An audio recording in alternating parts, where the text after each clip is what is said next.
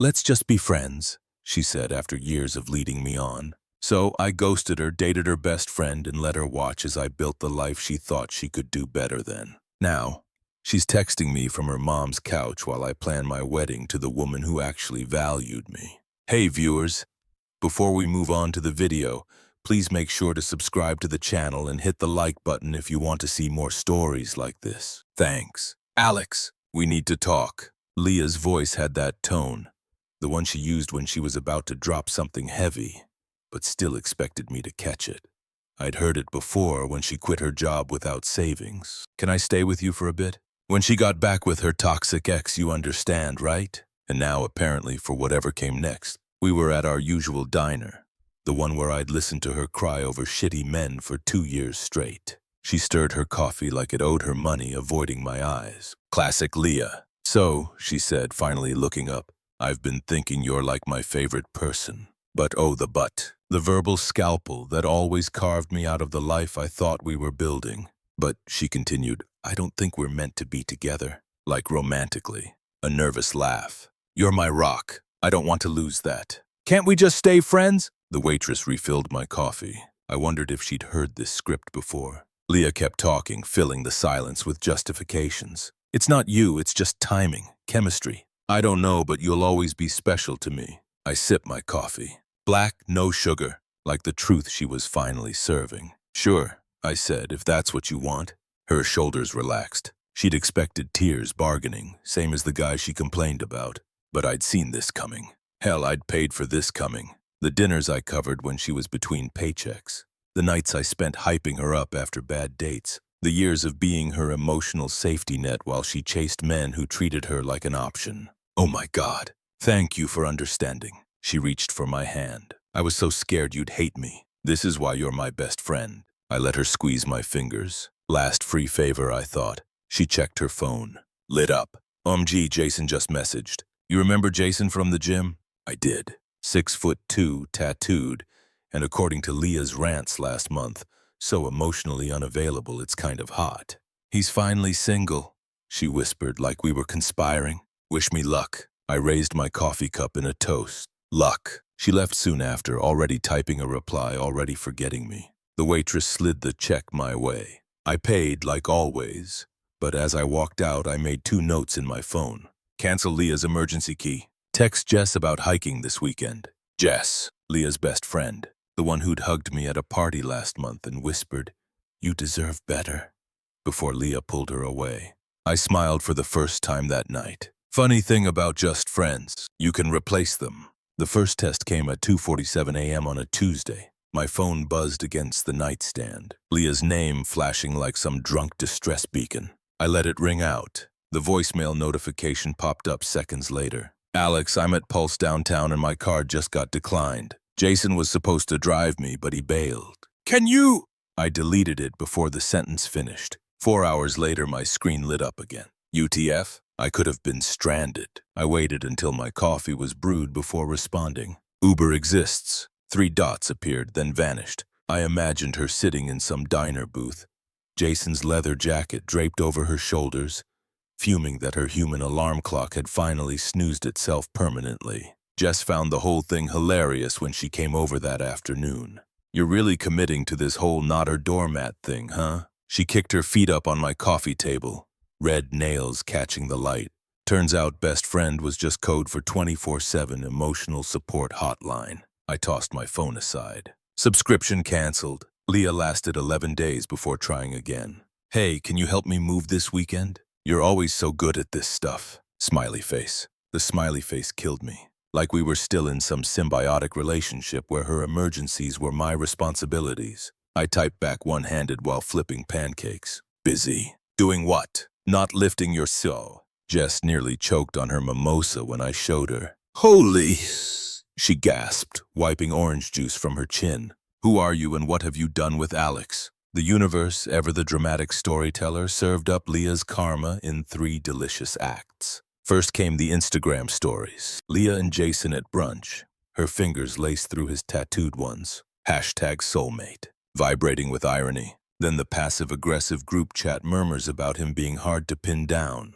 Finally, the 3:00 a.m. voicemail that had me pausing my game controller. He ghosted me after I paid his studio deposit. $2,000, Alex. $2,000. I didn't respond, but I did screenshot it to Jess with the caption, "Told you he was trash." The real turning point came at Sarah's birthday. Leah cornered me by the keg, her pupils wide from whatever pre-game cocktails she'd downed. "You've been so distant," she slurred, fingers plucking at my sleeve. "I miss us." I scanned the room for Jess. "We're still friends, exactly like you wanted." Leah's gaze darted across the room to where Jess was bent over the snack table, laughing at something my roommate said, her dress riding up just enough to make several people stare. "Why are you always with her now?" The petty part of me wanted to list reasons. Because she remembers my coffee order. Because she doesn't treat my time like a public utility. Because when she touches me, it's not transactional. Instead, I just shrugged. "She's fun." Leah's drink trembled. "You're being weird." "Not weird," I said, stepping around her. "Just not yours anymore." Later, when Jess accidentally fell asleep against me in the Uber, her vanilla perfume mixing with the whiskey on my breath, I didn't move her. Just texted Leah the next morning. "FYI, Jess left her hoodie here. I'll give it back when she stays over Friday." The 3 typing bubbles appeared, disappeared, reappeared, then nothing. Perfect. The first time Leah truly understood her mistake was when her key didn't work. I watched through the peephole as she jiggled the lock at 1:17 a.m. Her designer heels dangled from one hand, smudged mascara giving her raccoon eyes. "Alex!" Her whisper shout carried through the door. "Open up! It's freezing out here." I waited until she started pounding before turning the deadbolt. The chain stayed on. Her breath smelled like cheap vodka and poorer decisions. "Jason stood me up," she slurred, trying to peer past me into the apartment.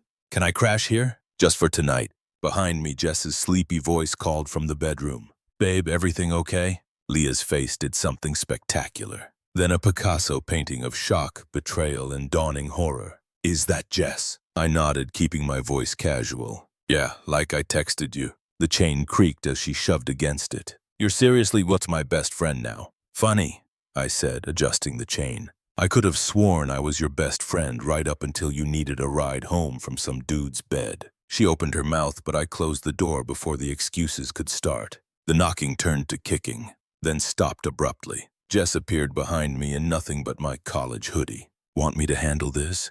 she murmured, fingers tracing my spine. "Nah." I guided her back toward the bedroom. "She'll figure it out." The real fireworks came 3 days later via Instagram. Jess had posted a photo of us at brunch, her wearing the necklace I bought her, my arm slung possessively around her shoulders. Leah's comment appeared within minutes. "Guess sloppy seconds run in your family." "Huh?"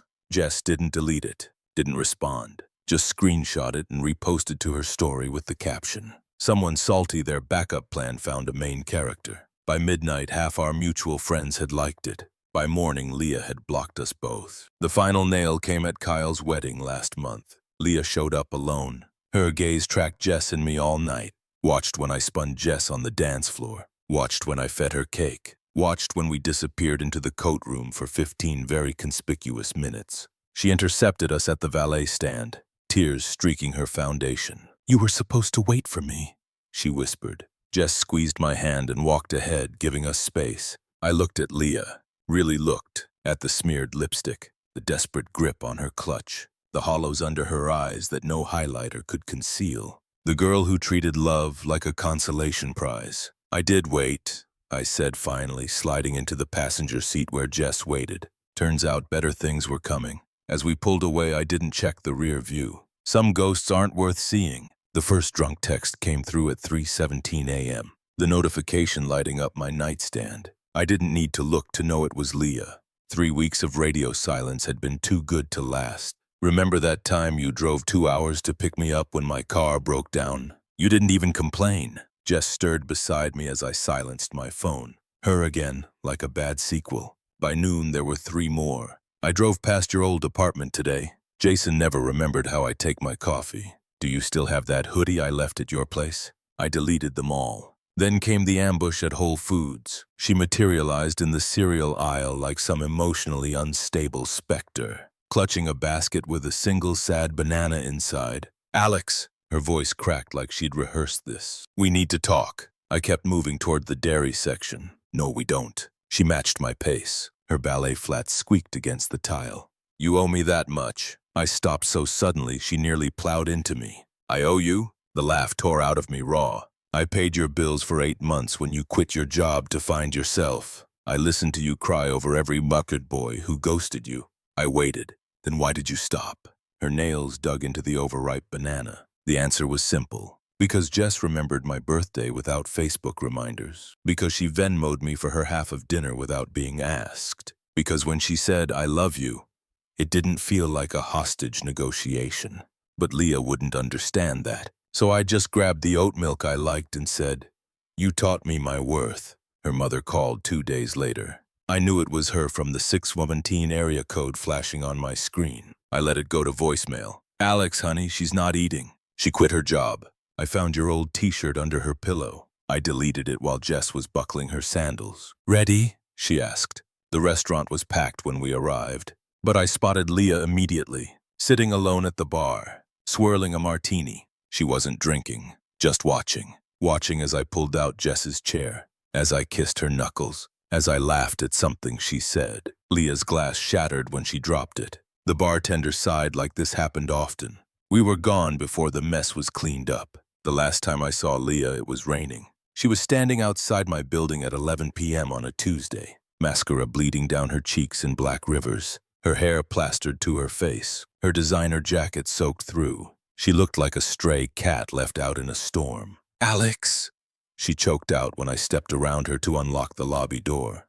"Please." I kept walking. She grabbed my arm, her nails biting through my sleeve. "You can't just throw away 5 years." I peeled her fingers off one by one. "You did that when you said just friends." The elevator doors opened. Jess stood there holding 2 steaming mugs of cocoa. She took one look at Leah and sighed. "Babe, did you forget the ow?" Leah made a sound like a wounded animal. "You live together now." Jess sipped her cocoa, leaning against the doorframe. 6 months next week. I watched the realization hit Leah like a physical blow. The math wasn't hard.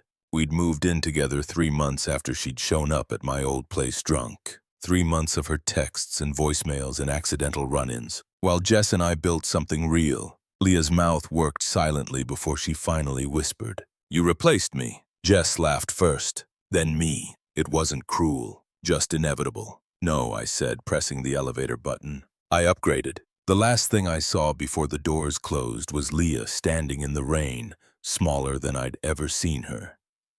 Finally understanding what irrelevant felt like. Jess found the wedding invitation first. "Leah's getting married," she announced, waving the embossed cardstock. "Some finance bro named Chad." Cute. I didn't look up from seasoning steaks. "RSVP? No." She tossed it in the trash with a grin. "Already did."